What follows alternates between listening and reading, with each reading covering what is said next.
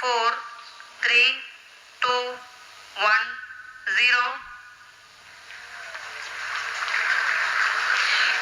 Plus 5 seconds. Liftoff normal. Here we have a majestic liftoff of LVM-3 M4 rocket carrying India's prestigious Chandrayaan-3 spacecraft. P2 tracking. प्रज्वलन और सफलतापूर्ण उत्थापन LVM-3 M4 rocket का यह भीम का rocket आसमान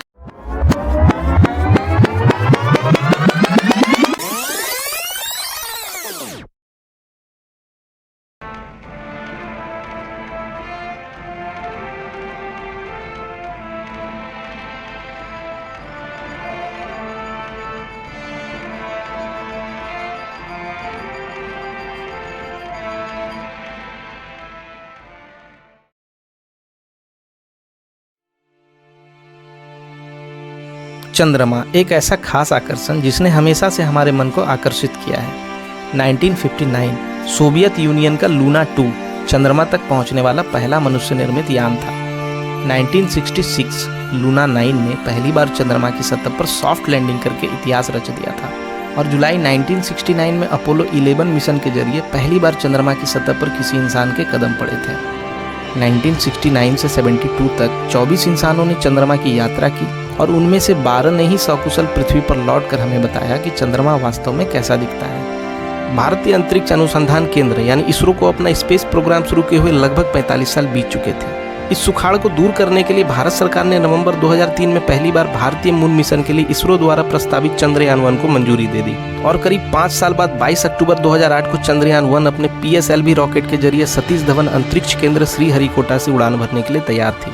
चंद्रयान-1 मात्र 5 दिनों में ही चंद्रमा के करीब 1000 किलोमीटर पास पहुंच गया था, लेकिन उसे कक्षा तक पहुंचने में 15 दिन लग गए, यानी चंद्रमा की सतह से लगभग 100 किलोमीटर दूर। और अब वह हर 2 घंटे में चंद्रमा की परिक्रमा पूरी करने लगा।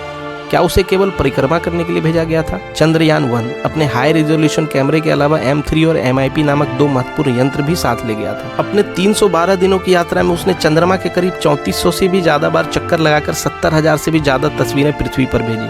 पर 29 अगस्त 2009 को इसने अचानक ही संपर्क खो दिया। M3 और MIP को थोड़ा समझ लेते हैं। M3 यानी मून मिनरोलॉजी मैपर, ये यंत्र नासा द्वारा चंद्रयान-1 में लगाया गया था। इसका मुख्य काम था चंद्रमा की सतह पर बर्फ का पता लगाना। और आप यकीन नहीं करेंगे, भारत पूरे विश्व में पहला देश बना जिसने चंद्रमा पर पानी होने के सबूत दिए थे। भारतीय वैज्ञानिकों ने तस्वीरों की मदद से देखा कि चंद्रमा के ध्रुवीय क्षेत्र का तापमान -156 डिग्री से अधिक होता ही नहीं है और ये इलाका अंधकार और बर्फ से भरा पड़ा है, यानी बर्फ है तो पानी है। MIP को थोड़ा समझते हैं। MIP यानी मून इम्पैक्ट प्रोब। ये आइडिया हमारे पूर्व राष्ट्रपति श्री APJ अब्दुल कलाम का था कि जब भी हम चांद पर पहुंचें तो हमारे भारत की निशानी होनी चाहिए। इसीलिए भारतीय वैज्ञानिकों ने उनके सम्मान में चंद्रयान के कक्षा में पहुंचते ही MIP को चंद्रमा की सतह पर गिरा दिया था, ताकि चंद्रमा की सतह पर भारत की उपस्थिति दर्ज हो पाए। चंद्रयान-1 की इस अपार सफलता के बाद भारतीय वैज्ञानिकों के मन में लड्डू फूटने लगे थे और इस तरह वे अपनी अगली तैयारी में जुट जाते हैं। मून पर सॉफ्ट लैंडिंग करना मार्स पर सॉफ्ट लैंडिंग करने से ज़्यादा मुश्किल है।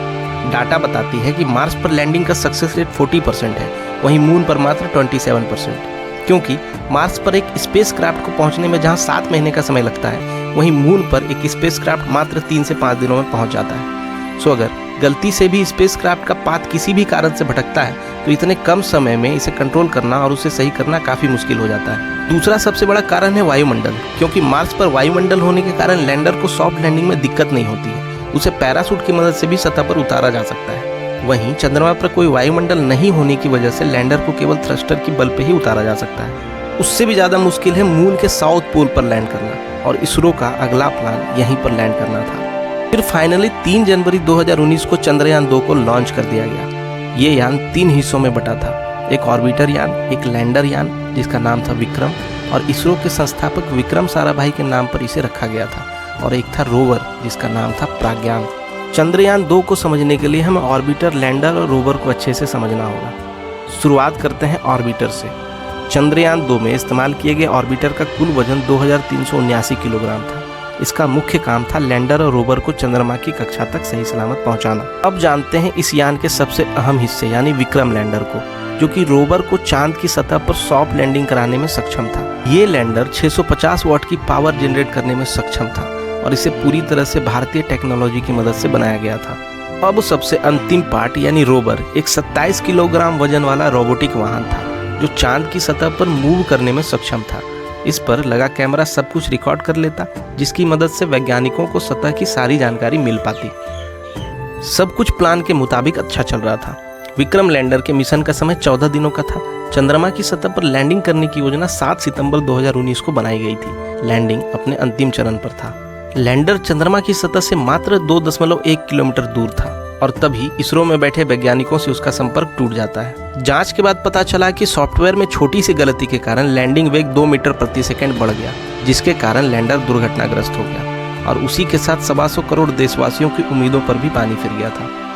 और इन सभी गलतियों से सीख लेने के बाद 14 जुलाई 2023 को चंद्रयान 3 को श्रीहरिकोटा के स्पेस सेंटर से 2:35 को लॉन्च कर दिया गया है और ये यान 5 अगस्त को चंद्रमा की कक्षा में प्रवेश भी कर जाएगा।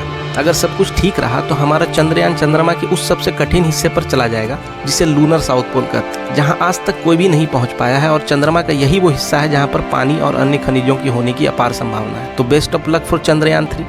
फिर मिलते हैं दोस्तों इसी तरह की कुछ इन्फॉर्मेटिव जानकारी के साथ अन्य वीडियो में। तब तक के लिए जय हिंद।